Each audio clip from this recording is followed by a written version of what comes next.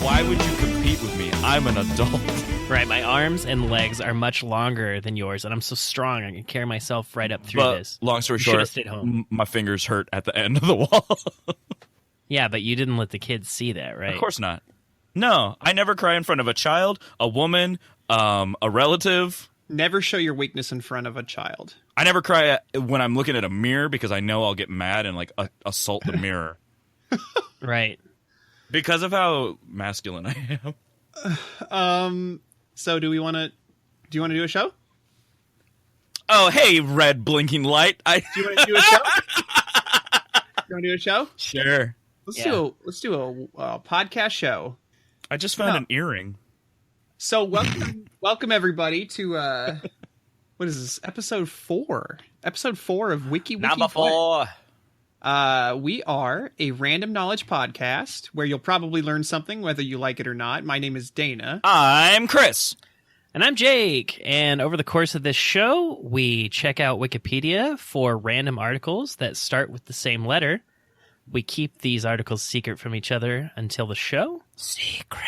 So secret. And then we learn all about them and come and talk to each other about them. Have we really learned anything, though? I learned so much. How much do you guys remember from our first episode? Cello scrotum. That was last time. That was the third episode. Honestly, I learn a whole lot about my article. I feel like a lot of what I learn on the show gets pushed out the next episode.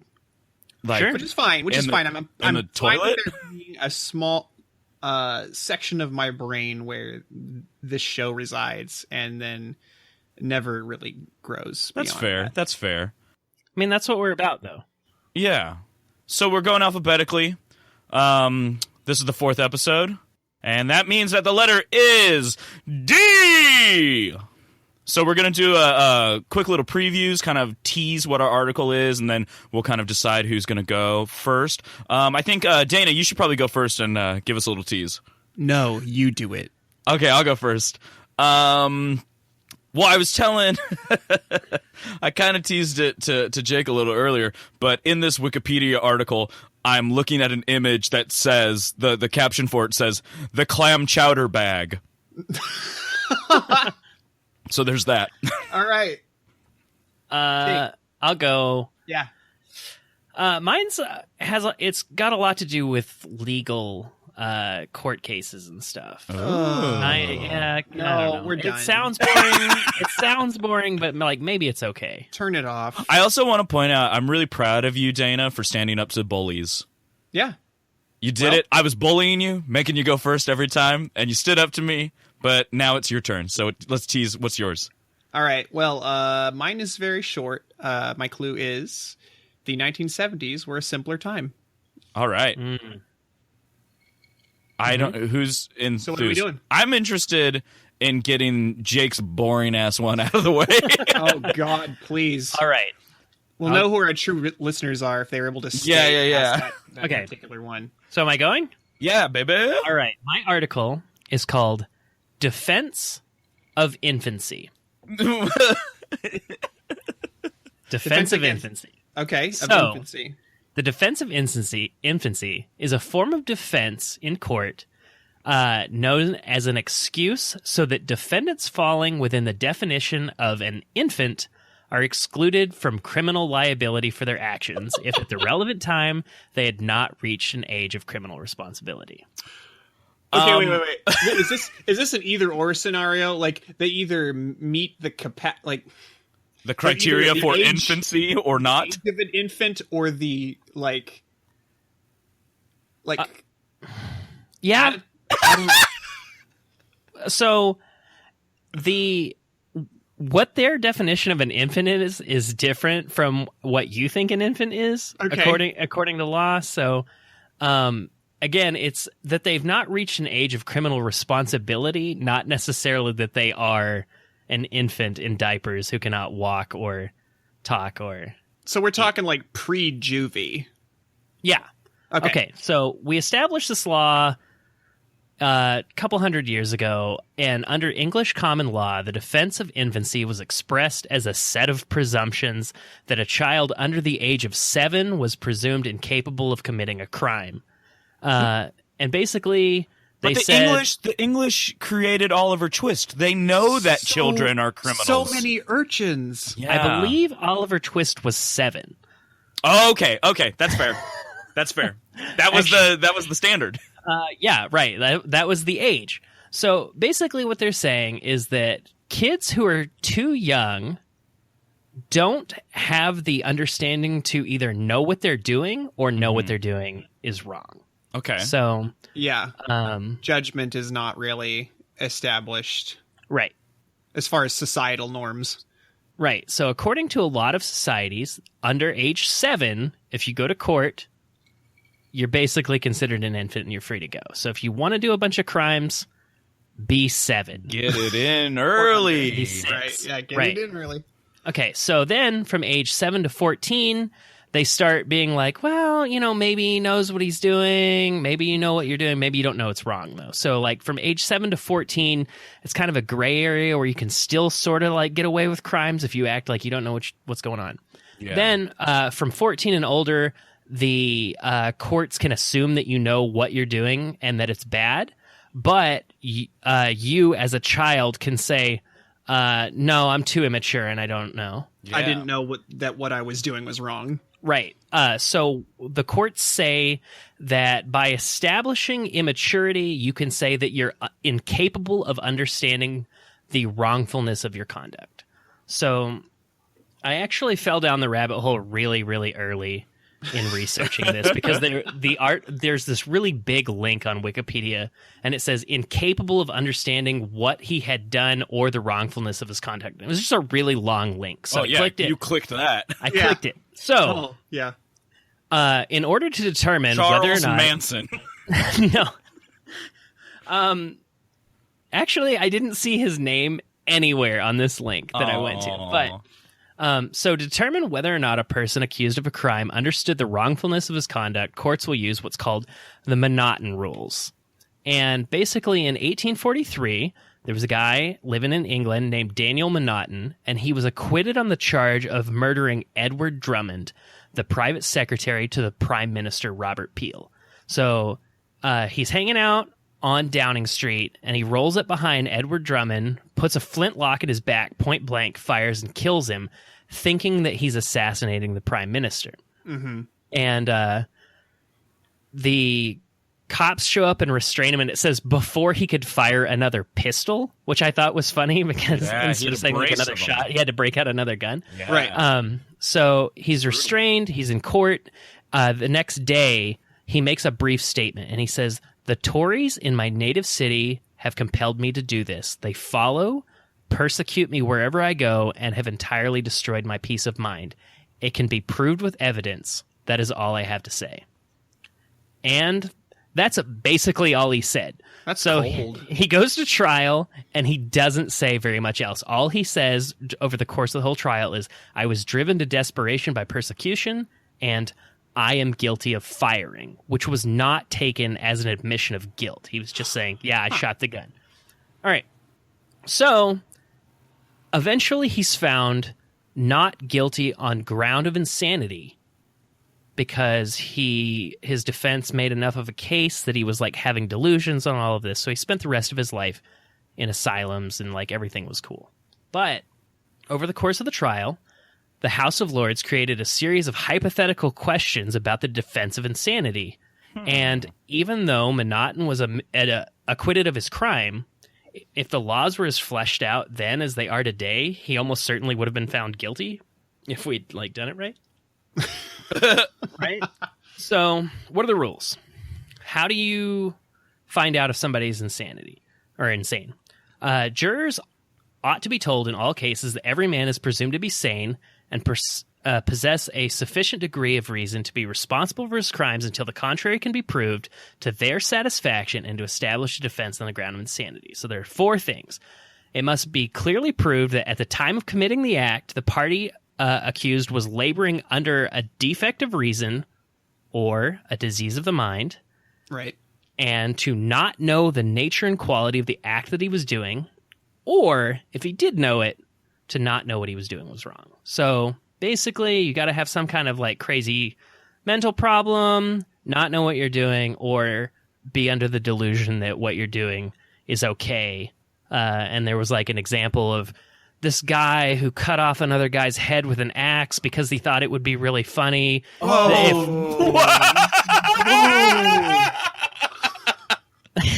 So, okay, hold on. Had this guy had a history at all of mental illness or? Nah, not really. No. I like the term defect of brain. Let me go back. I didn't finish my example. Yeah, so, sorry. The guy wanted to cut off another guy's head, and he did, because he thought it would be funny seeing the guy wake up in the morning and look for his own head. No. Yes. So he was like, how funny would that be if he's looking for his own head and it's not there? So he cut his head off. This man was Hans Christian Andersen.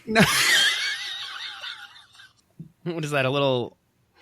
That's a little nod to how horrible fairy tales are. Oh, yeah. Everyone died in those. Yeah. Oh, especially, yeah, they especially died. What? Yeah, okay. So, all right, so you go to court and you're like, oh, I was totally insane. It's cool. And if they find out that you meet all the criteria, you can still be found guilty, but they will say guilty but insane. Nice. Not as guilty. Yeah. Right. Guilty but insane. All right. And the insanity defense is recognized in Australia, Canada, England and Wales, Hong Kong, India, Ireland, New Zealand, Norway, and most United States, but not Idaho, Kansas, Montana, Utah, or Vermont. Yeah. So it flies here in California, but if you want to go do something crazy in Idaho, don't. Yeah, don't. Well, or at least think of a different defense. Right. So obviously these are not hard and fast rules, and with everything in the world, there's been a lot of criticism about it, right? Mm-hmm. So the criticism over the Monotone rules fall into 4 categories. Medical irrelevance, and more or less what people are complaining about is that the legal definition of insanity hasn't really changed since 1843. Oh, man. Yeah. So the legal definition hasn't really changed, and it's also kind of misleading according to some doctors and lawyers and stuff like that. Also, people think that it's bad because if you get found guilty but insane, a lot of times your, not punishment, but your effect is that you have to go to a hospital instead of jail. Right. So you get mandatory hospitalization. And if you're not like medically insane, like say you were like having a crime of passion or something like that. Right, you're going to have a bad time. Right, you go to jail or not jail, you go to the hospital and you're receiving medical treatment, but you don't really need it. And it's just kind of like a waste of time. So additionally, diabetes has been held to facilitate a defense of insanity when the diabetes causes hyperglycemia, but not hypoglycemia. So it's not really like super solid. It's just, Anyway, that's one. Ineffectiveness. The rules don't distinguish between defendants who represent a public danger and those who do not. So there are people just like going to the asylum or not who do or do not need it. Also, the severity of the punishment. So say, for example, you murder somebody and you found guilty but insane. There's a possibility that you could have indefinite confinement in a hospital. But if you don't plead insanity, you just go to jail for like 15 years. So it's either like 10 to 15 years in jail or literally forever in a hospital. So like if you just don't want to be confined, you just don't plead insanity, even though you were totally insane. Ooh. And then scope. It's really actually super hard to find out who was insane in that moment. And I think that a lot of people try to fake it. That's why we're trying to get those precogs. Right, like Minority Report. Yeah. Yeah, you gotta have the special gloves and the eyeballs. Yeah. Yeah. Gloves? Oh, Yeah. no, for computer. Yeah, Yeah. you had the gloves with the little lights on the Yeah, fingers. gloves. Gloves for computer. Light glove, light fingers. Anyway, Light fingers. a lot of people are saying that having a mental disability is not a sufficient condition for negating responsibility. So people kind of milk the insanity plea to get off on things that they probably shouldn't. Oh. Milk the Insanity is playing at Coachella. this year. Nice joke, bro. Come on. I liked it. Okay. All right. So now that I've talked to you at length about the legal understanding of capability of understanding wrongful conduct, Yeah. Tell me about how that makes people babies. let's bring it back to the kids, Yeah. right? Like, because that was the whole point. So the reason this comes up is a lot of kids fail point 4 of the Monoton rules, which is that they don't know what they're doing is wrong. Mm-hmm. Yeah. Yeah. So, as we all know, governments enact laws to label certain types of activity as wrongful or illegal, but there are things that are crimes and then things that are like kind of antisocial that we call crimes. Uh-huh. Unwritten laws. Right. So some things get, elaborated on and become crimes even when they're not necessarily a crime.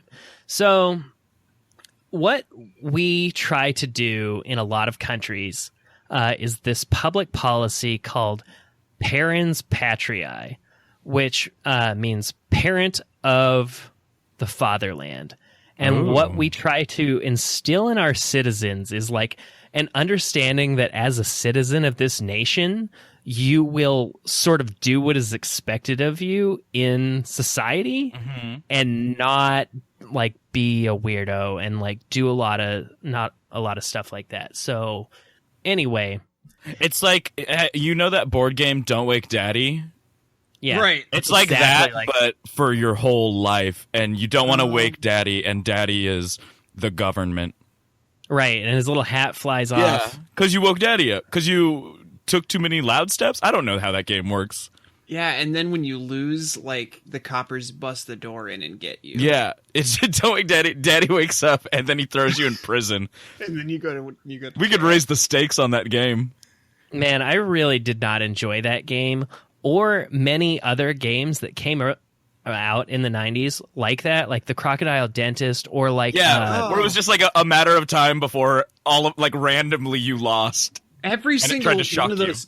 Every single one of those games was a test of anxiety. They're like the it board was- game version of Five Nights at Freddy's. I Yeah. think the worst one for me though was Perfection, the one where you had to fit the pieces Yeah. into the Yep. holes. Yeah.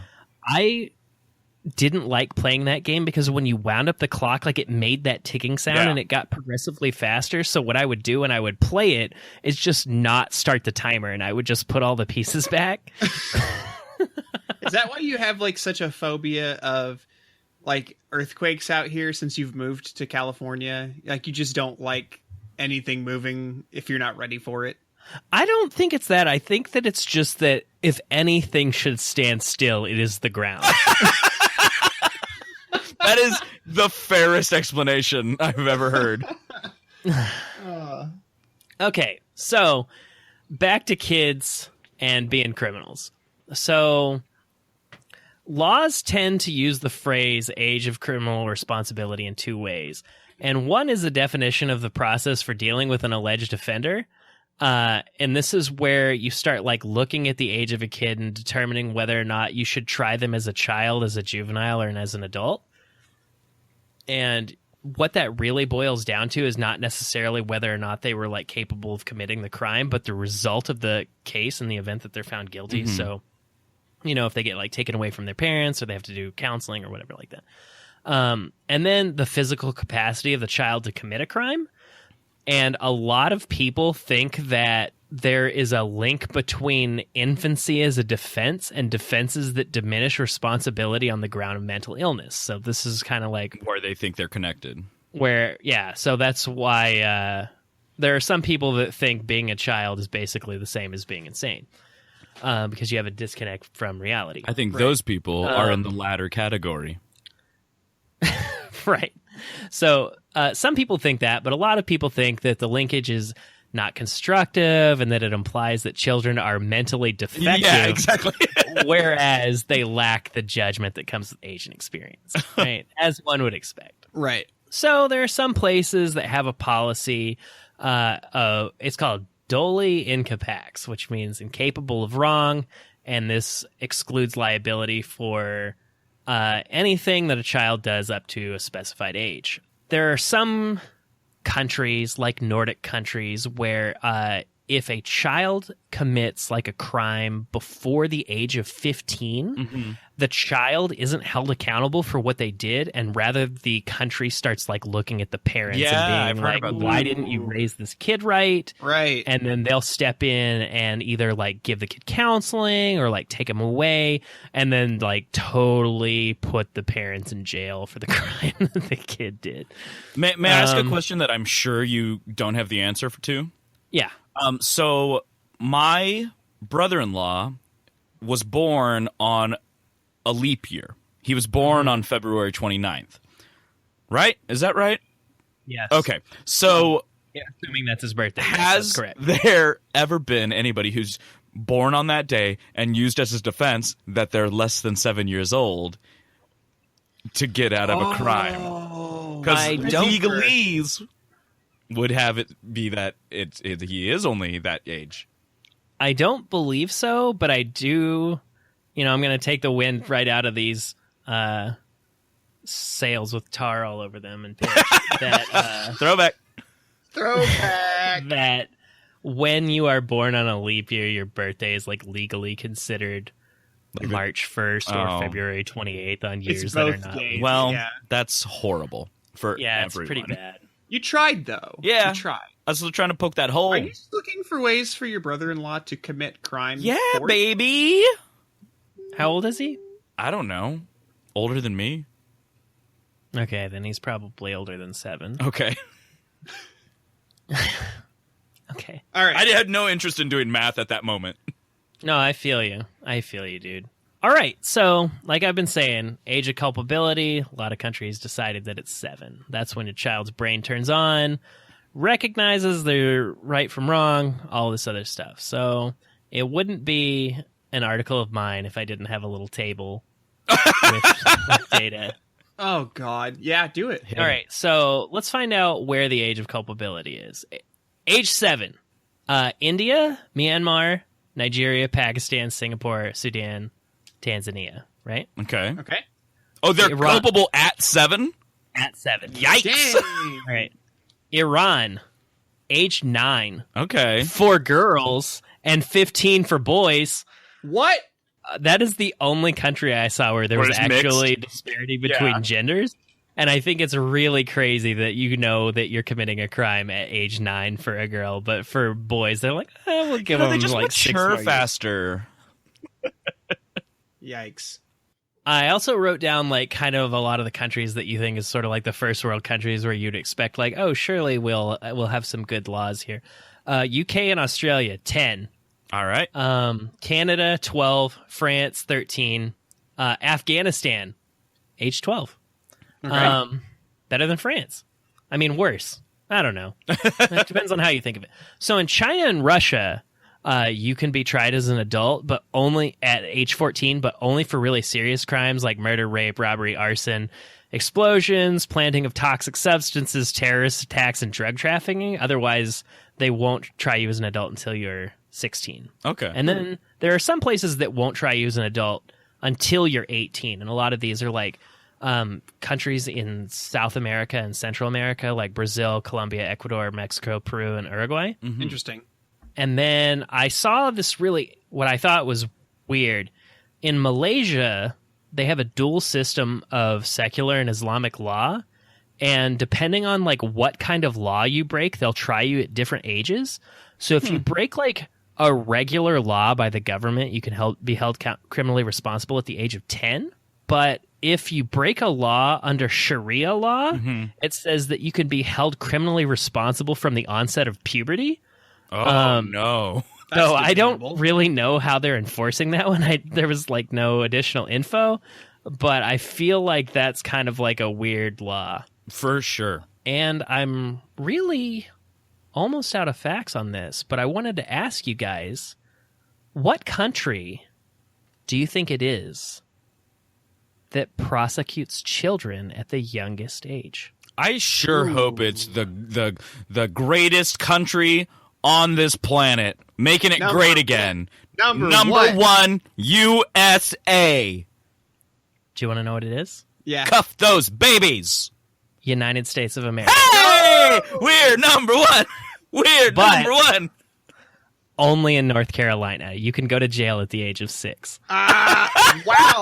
Oh, God. I pray that that's happened. Wow. There it is. Can you get me any statistics on the youngest inmate?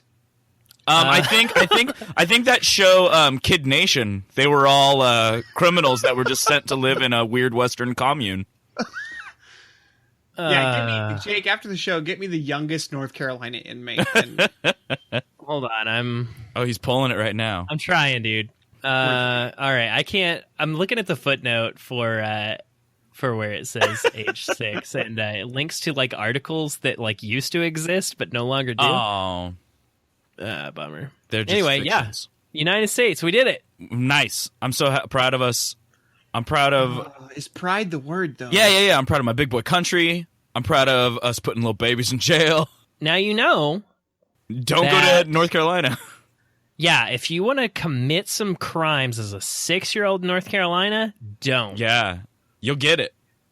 You'll get it. That's nutso. All right, who's next? All right, I think Jakey Big Boy. I will appeal that I'm going to kind of break with traditional structure of what we're doing, so it might behoove us for me to go last. You think so? I think it's yeah. There's a possibility. All right, you guys want to guess what mine is? Tease again. Your clue? All right, the clue is the 1970s were a simpler time. Oh, is it about disco? Drugs. I'm actually doing my article on diarrhea. Yay! Yay! You know, No. Chris was telling me. No, I'm not doing it on diarrhea. Oh, you made my Audi just turned into an innie. You know all those roller coasters you went on at Disneyland? Yeah. Nothing compared to that. I was so pleased. Can you imagine 20 minutes of diarrhea? I can imagine. Yes. All right. I can imagine it every day. I'm not doing diarrhea, but I'm doing something kind of fun. I'm doing dial a joke. Get out of here. Dial a joke. It is an adorable idea. Okay, so dial a joke was a telephone service that people could call and listen to previously recorded jokes. All right.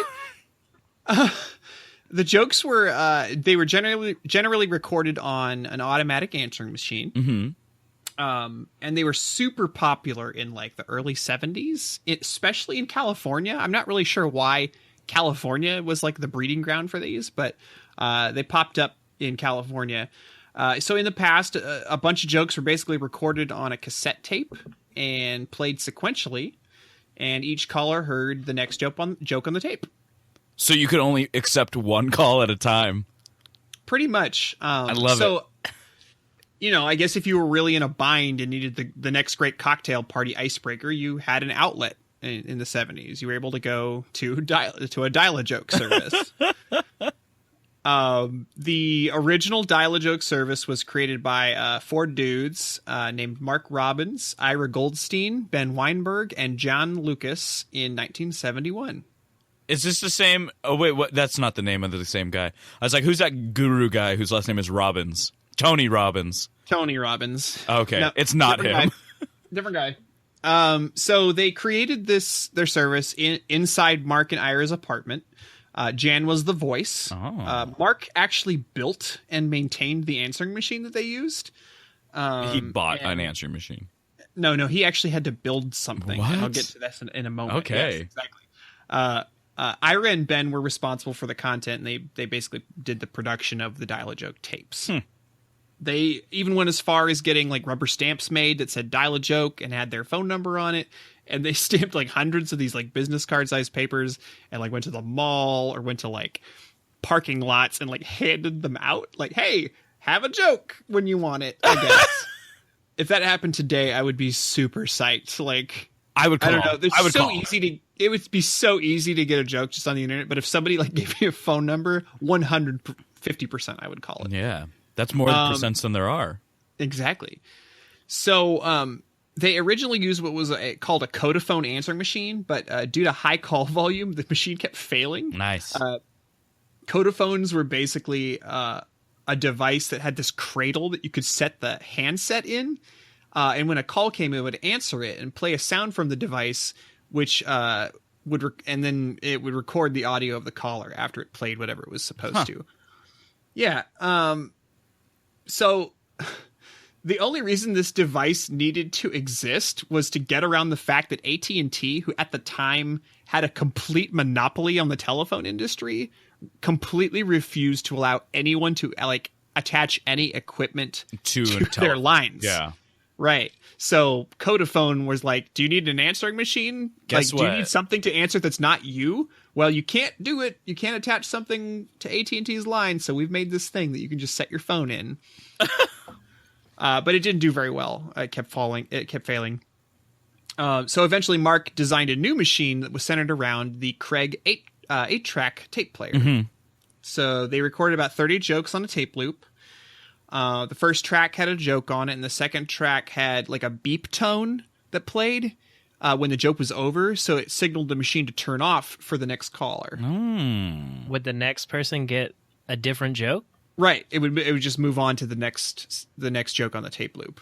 Oh, that's interesting. Yeah. So almost immediately after they started this service, the Pacific Bell Telephone Exchange, which is of course owned by AT&T at this point, was completely overloaded with calls. This is amazing. Yeah, it was really, really neat. Another cool thing about this was people actually discovered that they could talk to one another in the silence between the busy signals. Like if they couldn't actually get to the machine, they could still like talk to each other. So people were like calling this line, getting some jokes, Saying just some having like a dirty party stuff. Yeah, Party just like line. a party. It was a party line, exactly. So Pac Bell calls these boys up and is like, yeah, you're going to need to increase your number of lines from 1 to 30 Yikes. and rent a special box for every single one. So each of these boxes in 1970 was like $30. So And that's that like would have $8,000 in today money. most assuredly would have put them out of business, right? So they actually encouraged their callers to hold a protest rally at Pacific Bell, and they alerted radio, television, press to come and cover it. Eventually, because of this threat, they were able to broker a deal with Pacific Bell and hook the phone line directly up to these machines in a way that only required 3 lines. So they were able to swing. To really, 3 lines. cut it down good. tenfold. So they were like, "Don't protest. Here, we can do 3. We'll do 3." So the guys issued a retraction telling their callers not to protest, but Pacific Bell was ready for them anyway. It had donuts, juice, and coffee for anyone that happened to show up. For the protesters? Yeah. That's adorable. Yeah. Because they just assuredly just did not want any trouble. Way to go, Pac Bell. So as I said earlier, AT&T, or the acronym stands for the American Telephone and Telegraph, had a complete monopoly on the United States phone system. I don't really feel like we're using that second T very much these days. Yeah. No, not really. I try to send it. You got your own telegraph machine? Yeah. I do the dashes and dots. I just send random ones, so I don't know how to speak Morse code. So this monopoly actually remained until about the 1980s, when it was completely broken apart in the antitrust case, the United States versus AT&T. Yep. Which basically ended up being the breakup of the largest corporation in American history. And I'll go into that a little bit later. That's kind of where I sort of Bigger than Standard Oil? Yeah. Bigger than Standing Oils. Telephones got big, dude. Zach So Morris had a big telephone. After all of this...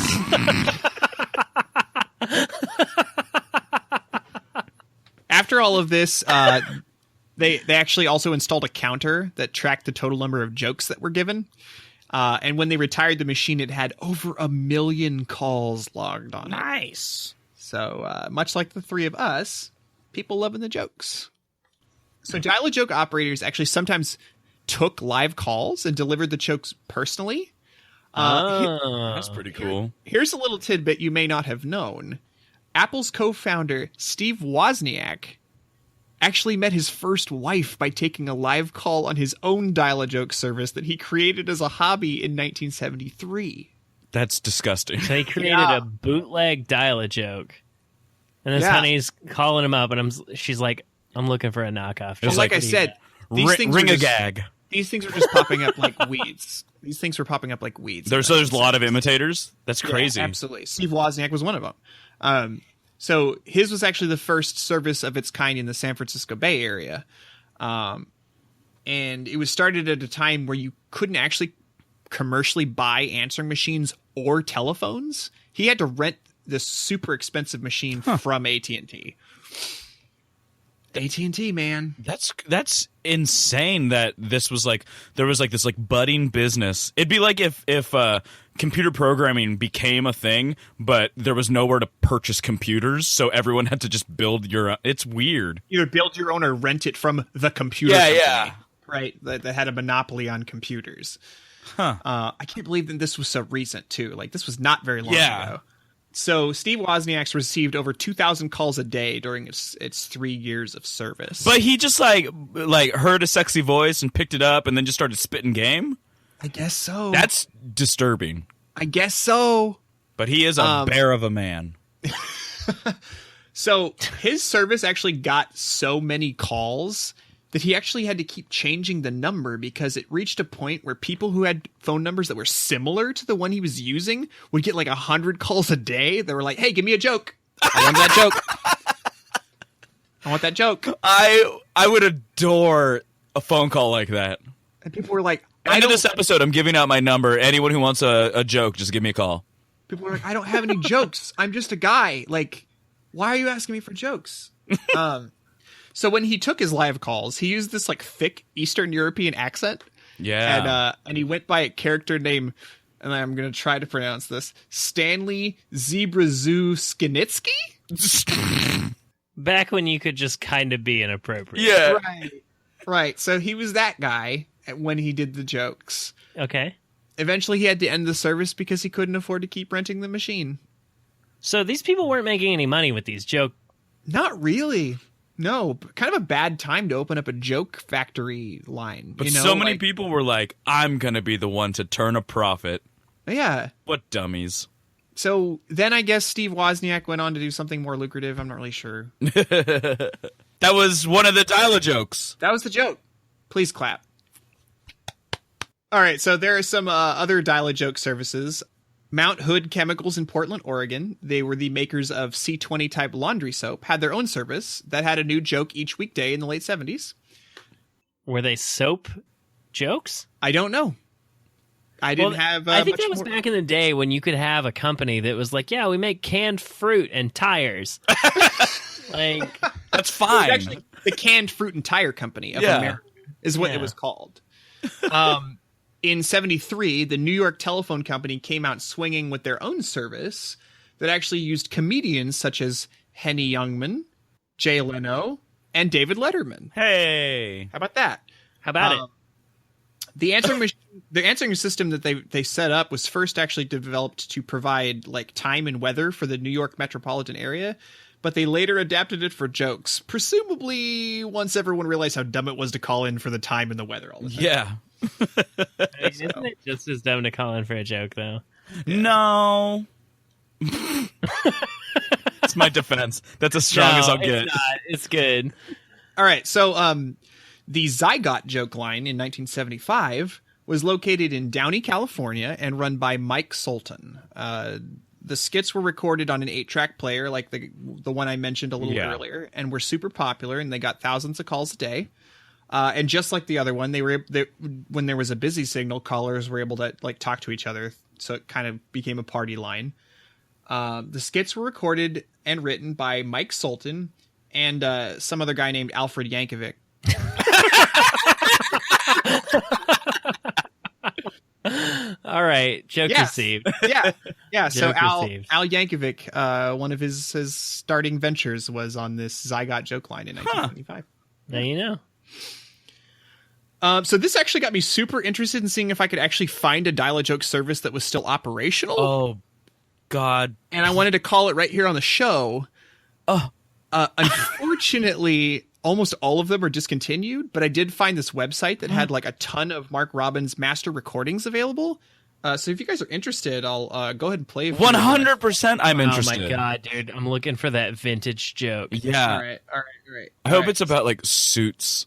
I got a few of them here. Okay, I'm gonna see if this will work here. Yeah. Ready? Okay. Here we go. You have dialed Dial Hajuk, and it's me again. Who did you expect? Well, anyway, a chicken walks across the street halfway. How come? Because she wanted to lay it on the line. Oh You my! have dialed Hajuk.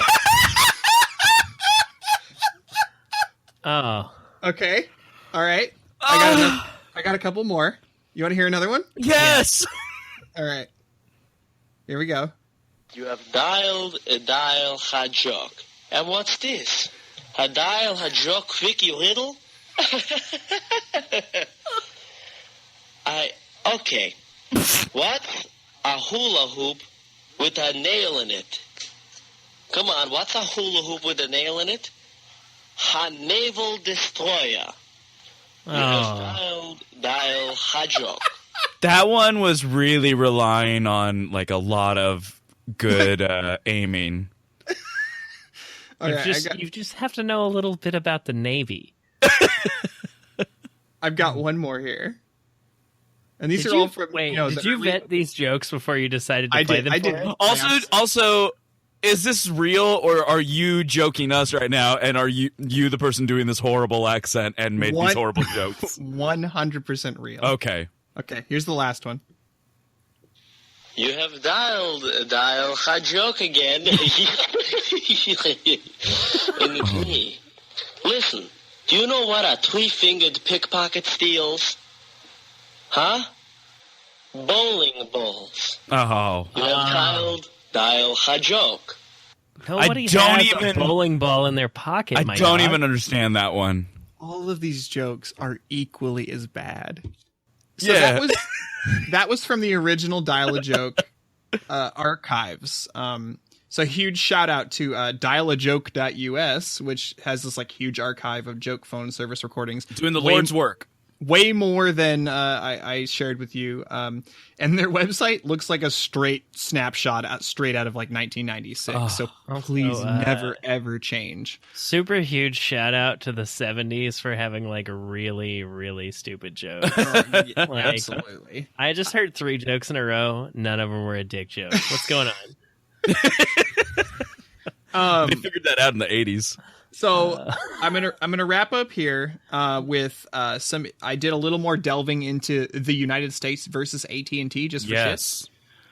So it was mandated in 1982 through an agreed consent decree, and it took the monopoly that was the Bell system and basically split it into several entirely separate companies. AT&T itself became much smaller and called itself the AT&T Corporation. So let me know if you notice anything interesting about this post-breakup structure of the Bell system and how it evolved from there. You ready for this? I'm going to list off what happened to the Bell system. So Southwestern Bell, or SBC, acquired AT&T Corporation in 2005 and is now named AT&T Inc. Ameritech, acquired by SBC, is now part of AT&T Inc. Bell South was acquired by AT&T in 2006. Bell Atlantic, acquired in 2000, formed Verizon Communications. NYNEX, or 9X, acquired by Bell Atlantic in 1996, is now part of Verizon Communications. And Pacific Telesis was acquired by SBC in 1997 and now a part of AT&T Inc. So if we were to think about this in like fantastical terms, we basically took a sword and hacked AT&T apart like some sort of jelly monster. Yes. And it's Jellies. now slowly reforming its body while our back is turned. That's upsetting that they were able to like get very away with upsetting? this. Yeah. Now, that is basically exactly the same thing that happened with Standard Oil when Teddy Roosevelt tried to bust the oil trust. Right. They broke Standard Oil into like 11 companies, which all just gradually Got bought reacquired back each out. other. Yeah. So that happens. Which really calls into question like the nature of trust busting. And it's like, is it really appropriate to break a company up into like parts which are allowed to interact with each other? I don't really know. You know? Anyway, that's mine. Come on, I'm trying to Trust busting. I'm trying to talk about trust busting here. This has been Dial Joke. Get out. All right, Chris. Okay. We're All right. running long, so Yeah, my clue was the clam chowder bag, and it's going to be even more upsetting when I tell you that my thing that I did a little research on is diarrhea. Doritos. Yeah. When you hear those two things combined, it's confusing. Tell me. So, I'm going to skip a little bit about the kind of founding of Doritos because I'll get back to that, and that's when I'll get into my rant. So Doritos officially became its own kind of nationally available chip in 1966. And it was it comes from the Mexican word. I'm also going to butcher Spanish right now. Doradito, which means golden brown. And the chip is actually, it was a standard kind of fried Mexican chip, just, tortilla that was fried, and those are called totapos. Mm-hmm. And they seasoned them, so it was kind of like a chilaquile, but with a dry rub, obviously. Mm. So it became really popular, and according to some Resources International, in 1993, Doritos earned $1.3 billion in retail sales. Good Lord. Okay, like a billion of those were from me. And that's just that's just Doritos, and they're under the Frito-Lay banner, right? And that accounted for 1/3 of the total Frito-Lay sales of that year.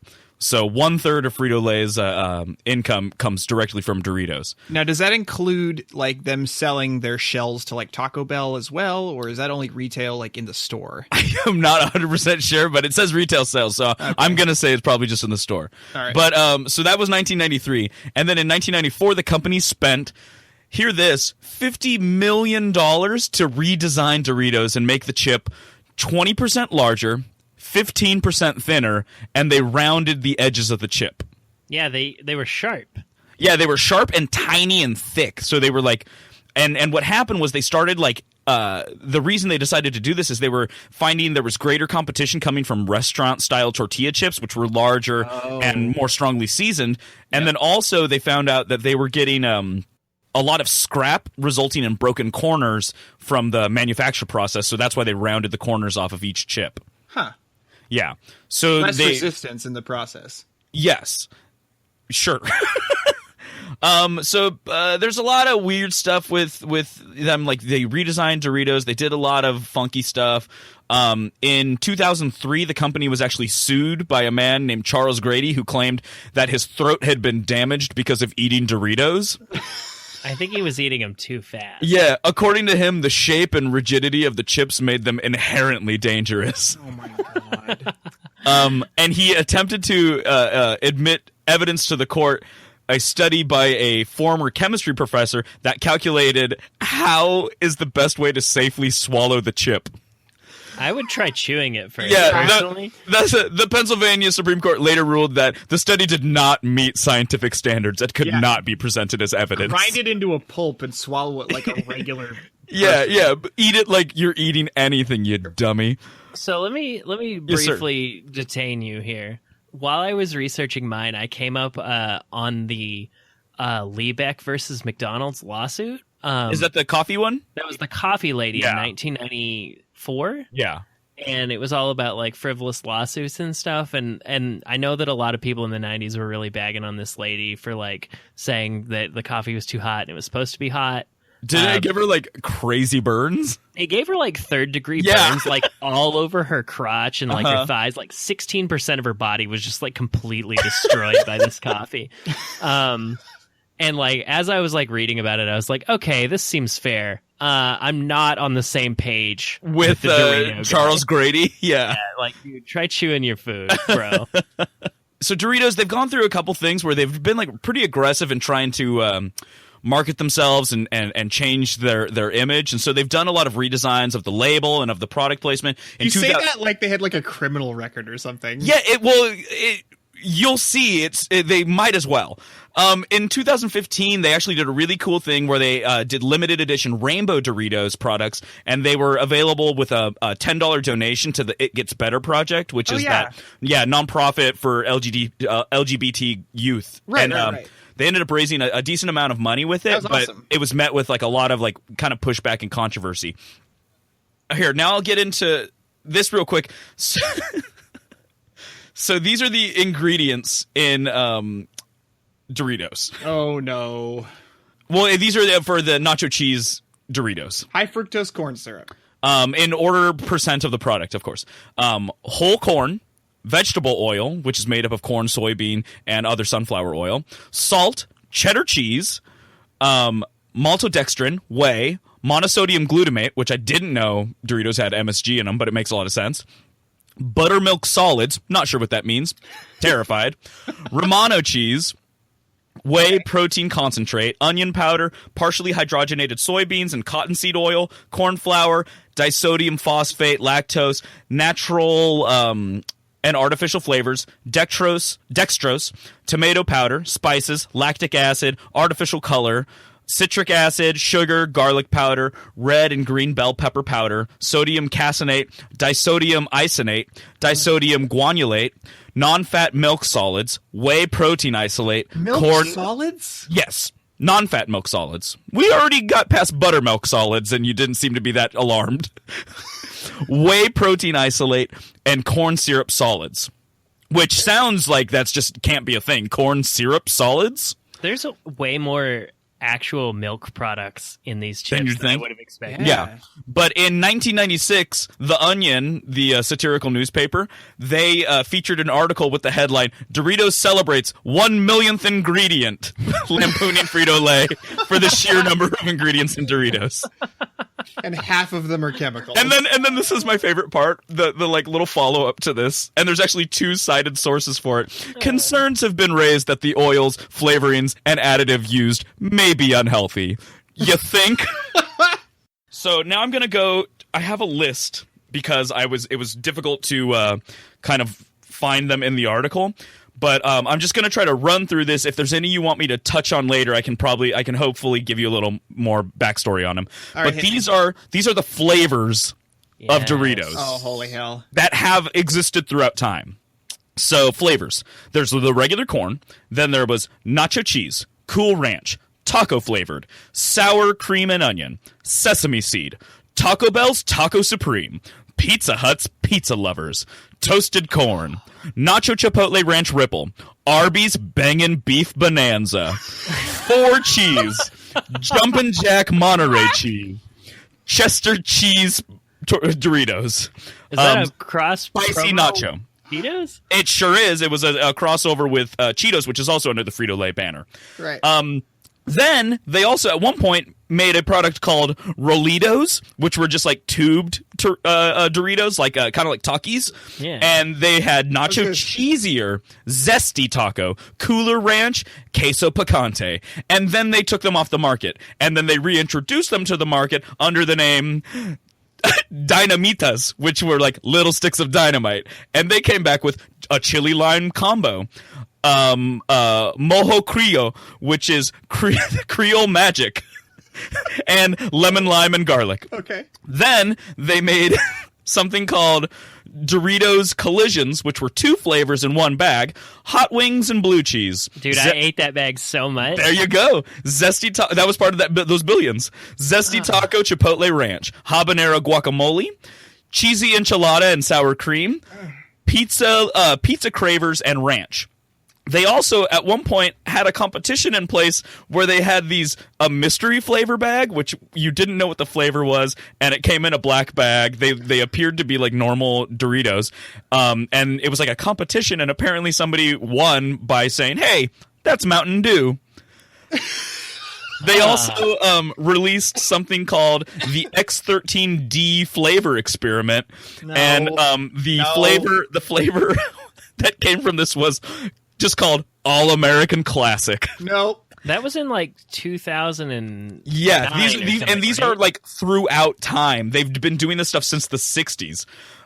They also at one point made something called Doritos Late Night, and they made the flavors were tacos at midnight, last call jalapeno poppers, and then they had the all-nighter cheeseburger, which is actually just a renaming of the X13D flavor experiment All-American Classic. They also, at one point, this makes no sense to me, but they, I have to actually scroll to the, sorry. They released something called, this is in 2010, Degree Burn flavors, which were like very hot, successively spicy. Blazing jalapeno fire, fiery buffalo, and scorching habanero. Hold on. Blazing jalapeno fire. There's a dash, so I think in different markets they were marketed as separate things. Okay. But then, fiery buffalo, and then scorching habanero. But these were also cross-promoted with cool-down flavors. You could buy Doritos, so you had two bags in front of you, and you gotta have your palate cleanser. Yeah, there was one called Ceasefire or Max Citrus Freeze, and there was apparently a wasabi flavored one called Mr. Dragon's Fire Chips. Okay. So there's just like they've done all this crazy stuff. They've had a Tapatio hot sauce flavor. I would eat that. They've had onion rings and ketchup, blazing buffalo and ranch, and it never. In this article where I'm looking in the flavors department, it never mentions clam chowder, but it's got like Japanese writing on it, and there's a picture of it that just says the clam chowder bag. So what you can't see at home is that Chris is still scrolling through flavors, and he's never going to be able to. It's endless. So that's mostly about the Doritos. There's some other cool things that they've done where they've had very successful marketing campaigns with their Super Bowl commercials. They actually had one where fans contested. It was a contest for them to produce commercials, and then they submitted them to Dorito. People voted on it, and then the finalist actually had an amateur commercial aired during the Super Bowl. They also had a tie-in with with Stephen Colbert during the 2008 presidential campaign when Stephen Colbert ran his Hail to the Cheese, Stephen Colbert's Nacho Cheese Doritos 2008 presidential campaign coverage. I remember that. Yes, and he so the money was given to Colbert, but he couldn't use it directly to fund his campaign, so he used the money to fund the Colbert Report, which he claimed that he would not use the show to plug Doritos, but he was plugging Doritos while he was making the claims, like eating them on air all the time. Wasn't that when it really kicked off? Like 2008, I feel like was when his show actually. It was right around that time, yeah. So then he, after the campaign, obviously, like kind of dissipated because it was a joke. Colbert said on air that finally his body will stop producing bright orange waste. So those are kind of like the cool things that happened with Doritos. But let me get to something a little rub here. And earlier today, when I was kind of like talking to you guys about how I wasn't exactly sure what I wanted to do with my my D, and that I was at Disneyland earlier today, that's kind of what sprung Doritos to my mind, because Doritos originally were produced inside of Disneyland at a restaurant on the property called Casa de Fritos. No way. Yes. So that's how this like kind of tie-in happened. So that was where Doritos originally, the owner, I can't find his name right now, but original owner of Frito-Lay, he had a restaurant on Disneyland's premises, and they started making the tortilla chips because they had surplus tortillas from the week. And so the company they started cutting them up and frying them in the traditional manner. They added the spices, and it became very popular. And so they noticed the popularity. They started marketing them regionally around California, and it was a huge success. So then in 1966, that was when they started doing their national product. But yeah, that's Doritos, everyone. Doritos. I love them. All right. Are we? So I've been thinking about this song since you started talking about it. Okay. And I want to give a shout out to this musical group called YN Rich Kids. Uh-huh. And their song, which I think is actually one of the greatest songs of our generations, released in 2012. It's called Hot Cheetos and Takis. Oh, yeah. No, it's great. And I feel fairly confident Dana's never heard this song before. No, I don't think I have. So I want to read you the hook, and I want to read you the chorus.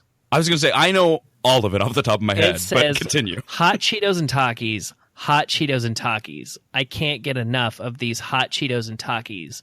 Got my fingers stained red, and I cannot get them off me. You can catch me and my crew eating hot Cheetos and Takis. Snack, snack, crunch. Snack, snack, munch.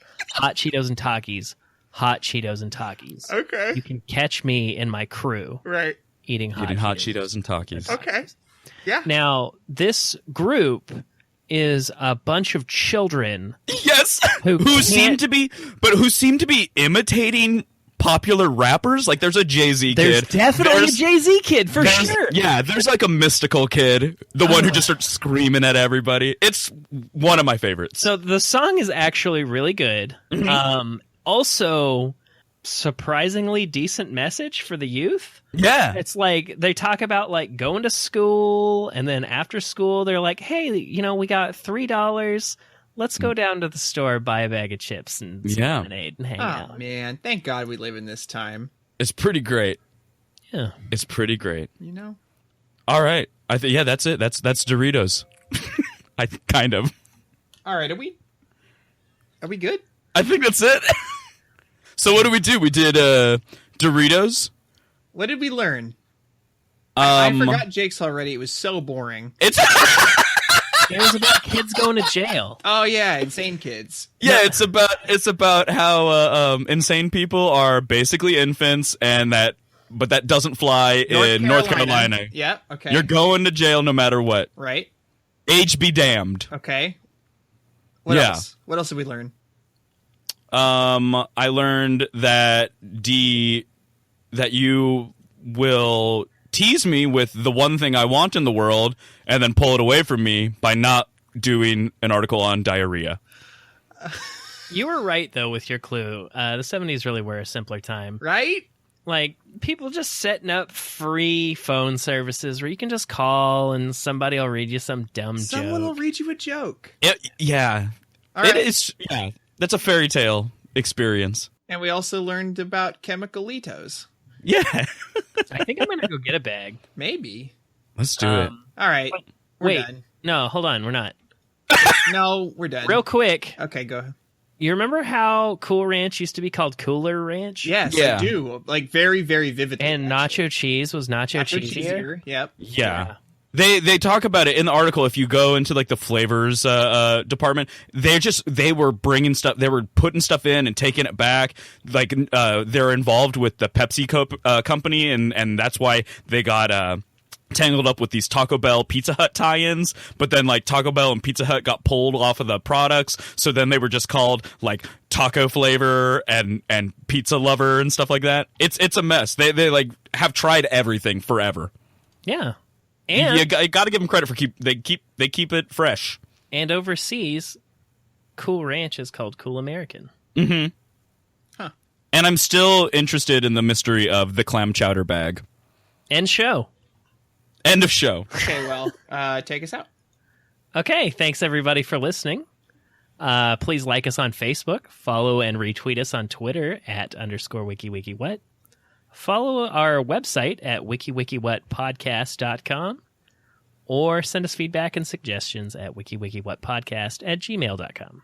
Yeah, and again, super huge shout out to Wikipedia for all the useless knowledge. Oh yeah, I think they're doing their pledge drive right around now. Yeah, right? show them some support, really. My Trivial Pursuit Championship title is literally all thanks to you. Does anyone play that game anymore? No, for sure not. No. Do they make that game anymore? Yes. Yeah, but it's like all about like Like Frozen, themed versions. yeah. Yeah. Thanks again to dialajoke.us for those awesome recordings. Go check out the rest of them. And thank you so much to Alan Tudyk. He's committed. He said he's going to do an episode. I loved him in Wreck-It Ralph and that space show. So I love him. I love him in that movie that hasn't come out yet, where he's going to be like a murderous robot. Yeah, thank you so much, Alan Tudyk. And next episode, which should be in about 2 weeks, we're gonna caress your guys' minds with some topics with the letter E. Ready for that? Are you ready for that? I don't think you can handle that. Why did I say it like that? Chris, go ahead. All right. Just thank everybody for listening. And hey, it's 3 a.m. Stop reading Wikipedia and go to bed.